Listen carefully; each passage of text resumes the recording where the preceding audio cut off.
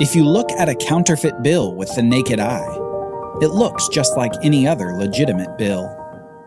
So much so that at any given time, many counterfeits are in circulation among the actual currency of most nations. Some are so convincing that even under a microscope, few if any differences can be detected even by the trained eye.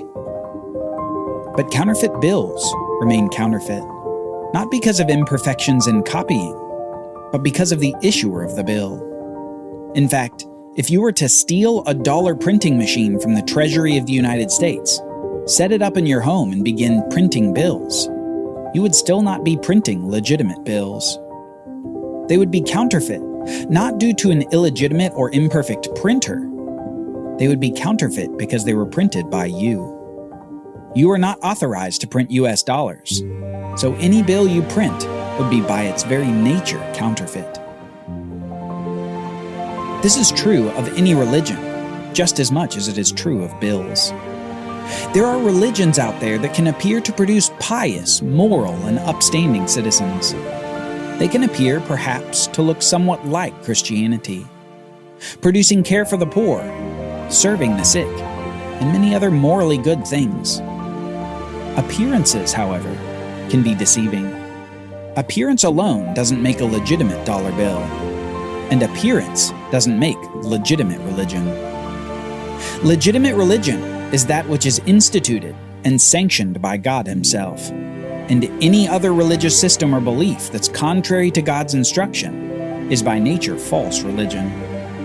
Its appearance may be good, various teachings may be moral, but inside it remains a fruitless exercise of futility, because at its very heart, false religion rejects God, because it rejects God's instruction. The God of the universe says this to all who would follow Him: "If you love me, you will keep my commandments." He doesn't say, "If you love me, keep living a moral life." He doesn't say, "If you love me, keep your options open." And He doesn't say, "If you love me, accept all religions as a path to me."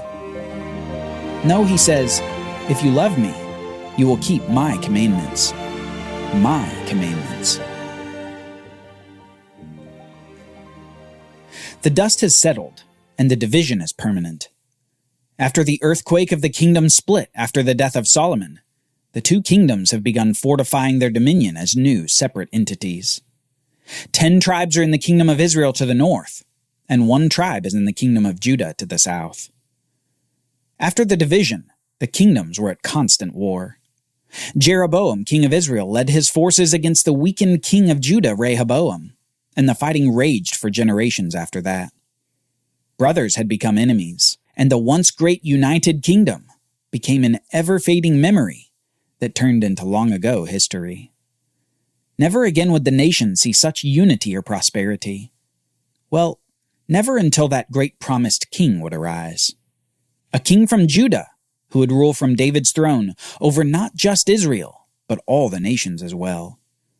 Prosperity would return under the Messiah, but surely that king seemed like a distant promise to these warring kingdoms. The division was a problem for the kingdom of Israel in the north, a problem largely associated with that promise of the Messiah to come from the dynasty of David. It was like a magnet for Israelites to the southern kingdom, and many did flee the north for refuge in the south. The south was the place of kingdom legitimacy through David's house, and it was the place of sacrificial legitimacy through the Levitical priesthood. By God's decree, though the southern kings specifically ruled over Judah only, they came to rule over many of the other tribes as well, from Benjamin and Levi to other defectors from the northern 10 tribes. Again, this was a problem for the northern kings of Israel. So starting with their first king Jeroboam, they began to make breaks with Israel. Jeroboam with the 2 altars to the 2 golden calf idols, a new priesthood where anyone was invited to join, and a new feast day to compete with the feasts commanded by God and His law through Moses. He set up a sort of counterfeit religion meant to establish His own kingdom, rather than true religion to reflect God's kingdom over everything. Rather than keep the commands of God, he set up what looked like a pious religion to the non-Israelites living in and around the northern kingdom.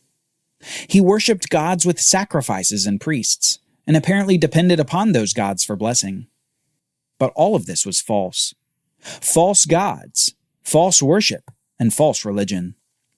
All is counterfeit that is not from Yahweh, the one true God. And with all this falsity, Jeroboam did what was evil in the sight of the Lord, and God judged his house for his behavior. Through a prophet, Jeroboam was told this in 1 Kings chapter 14. The Lord will raise up for himself a king over Israel, who shall cut off the house of Jeroboam today. And from now on, the Lord will strike Israel as a reed is shaken in the water, and root up Israel out of this good land which he gave to their fathers, and scatter them beyond the Euphrates River, because they have made their Asherim poles, provoking the Lord to anger.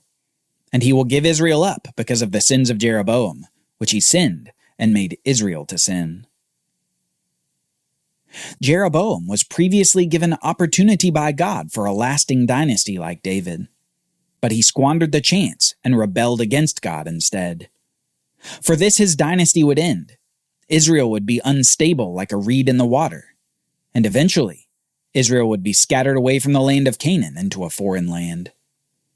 Jeroboam introduced a new kind of counterfeit worship, and the kingdom of Israel wouldn't get any better from here. Jeroboam dies, and just as the prophet said, 2 years after his death, his son the king is assassinated, and the rest of his family is systematically killed by the incoming usurper. One of the only things we hear about the reign of Jeroboam's son is simply this: he did what was evil in the sight of the Lord, and walked in the way of his father Jeroboam, and in his sin which he made Israel to sin. The usurper Baasha represents a new dynasty, and he reigns over Israel for the next 24 years. And we read this about his reign. He did what was evil in the sight of the Lord, and walked in the way of Jeroboam, and in his sin which he made Israel to sin. Even in this new dynasty, the sins of Jeroboam keep repeating themselves. None of these kings want to follow Yahweh or acknowledge him as Lord. And just as Jeroboam's dynasty came to an end, so would this usurper king Baasha's. We hear this from another prophet of God on behalf of Yahweh. Since I exalted you out of the dust, and made you leader over my people Israel, and you have walked in the way of Jeroboam, and have made my people Israel to sin, provoking me to anger with their sins, behold, I will utterly sweep away Baasha and his house, and I will make your house like the house of Jeroboam. Anyone belonging to Baasha who dies in the city, the dogs shall eat, and anyone of his who dies in the field, the birds of the heavens shall eat. Baasha's dynasty gets almost the exact same judgment as Jeroboam's, and it ends in almost the exact same way. After Baasha's death, his son reigns for 2 years before being assassinated by a commander in the Israelite army. A commander who comes to reign over Israel for only 7 days, but uses those days to completely destroy the remaining family of Baasha. Even in this 7-day reign, this king is described as repeating the same sins as Jeroboam. The northern kingdom of Israel is only about 50 years old, and it's already had 5 kings from 3 different dynasties. It's unstable as a reed being shaken by the water. But soon a man would come to reign that would bring a sort of worldly stability to the young kingdom. After 7 days, the commander king kills himself, and King Omri soon rises to the throne over Israel. Omri would lead a powerful dynasty over Israel, a dynasty with increasing trade and alliances with other nations. Yet it would be a dynasty with spiritual rot throughout. Omri reigns for 12 years over Israel, and he's described like this in 1 Kings chapter 16. Omri did what was evil in the sight of the Lord, and did more evil than all who were before him. For he walked in all the way of Jeroboam, and in the sins that he made Israel to sin, provoking Yahweh, the God of Israel, to anger by their idols. Omri doesn't just do evil. He does more evil than all who were before him. He's the most evil king that Israel has seen so far. Those counterfeits that began with Jeroboam have only continued to lead the kingdom down a worse and worse path. The false worship may have looked like water to the parched soul, but it was really acid burning from the inside out. The false gods of Israel may have seemed like they could satisfy, but only Yahweh can provide water from a rock and manna from heaven. Only Yahweh can provide protection and victory. Only Yahweh can provide the truth that sets a person free. But as we've seen in the past, so we'll see again with the next king over Israel. Just as Adam listened to his wife and ate the fruit, just as Abraham listened to his wife and slept with Hagar, just as Solomon listened to his wife and worshipped foreign gods, so Omri's son will listen to his wife to lead Israel further down the path of sin. Counterfeits can look really good, but what happens when truth shows up? In the case of Israel, first a drought, then fire from heaven. Join us next time as we meet the most wicked king of Israel and his foreign wife, before God sends a prophet to show the power of truth over counterfeit gods. For Bible readings, reflection questions, and quizzes, don't miss the Bible Brief app. Available on iOS and Android, so you can go deeper into the story. The Bible Brief is a project of the Bible Literacy Foundation, a nonprofit dedicated to helping you learn the Bible. Give to support the Bible Brief by visiting BibleBrief.org or tap the Give link in the show notes. Thank you for supporting the Bible Literacy Foundation.